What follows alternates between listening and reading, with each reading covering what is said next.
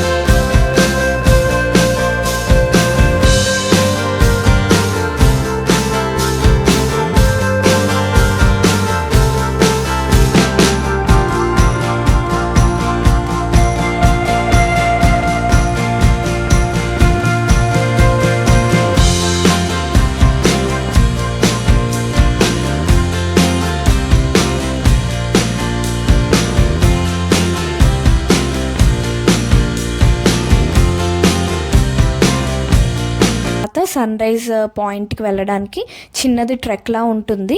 మరీ ఎక్కువ స్టెప్స్ ఏమి ఉండవు, మేనేజబుల్. బట్ స్టిల్ షూస్ వేసుకుంటే బెటర్, కంఫర్టబుల్గా ఉంటుంది కంపేర్ టు నార్మల్ శాండిల్స్.